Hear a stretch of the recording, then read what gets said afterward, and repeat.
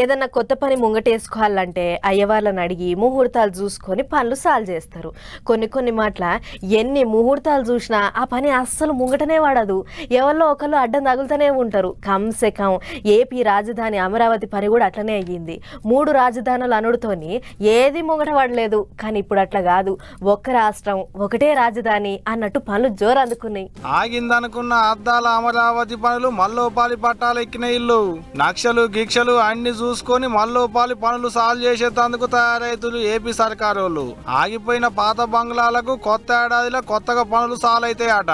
GAD టవర్లు, HOD టవర్లు, high court, assembly బంగ్లాలు గియన్ని అప్పట్లో బాబుసారు సర్కారు ఉన్నప్పుడే సాల్వ్ చేసిల్లట. గాని నడమ జగనాలు సర్కార్ల ఏడి ఆన్నే గాలి కొదిలేసిల్లు అనేది ఇప్పుడున్న సర్కారోళ్ళు అంటున్న ముచ్చట.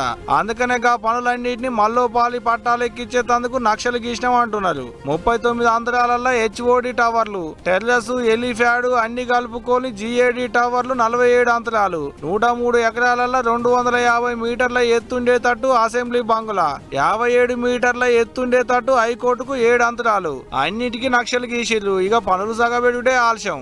ఒక్క పాలి పనులు సాలైనాయంటే ఇక ఆగే ముచ్చటే లేదంటున్నారు ఏపీ సర్కారు వాళ్ళు. మళ్ళీ ఎప్పుడో కాదుల్లో కొత్త ఏడాదిలో జనవరి నెల ఎల్లుదలకే పనులు సులువు చేస్తారట. పెద్ద ముచ్చట ఏందంటే పనులు ఎట్టెట్టయితున్నాయి ఏంది అనేటిదంతా సర్కారు వాళ్ళే దగ్గరుండి అరుచుకుంటారట. అంతేకాదు సిఆర్డిఏ అధికారులు సుధా పనులన్నీ ఎట్టెట్టయితున్నాయి ఏంది అనేటిదంతా అరుచుకునేందుకు ఇంత మందిని పెడతారట. అంటే ఇక పనులు రువ్వడి మీద నడుస్తాయి అన్నట్టే. ముందుగాల తెలుగు రాష్ట్రాలు ఏర్పడ్డాక తొలత ఏపీలో సీఎం అయిన బాబు సారు అమరావతికి ముగ్గులు పోసి పనులు సగం చేసిండు.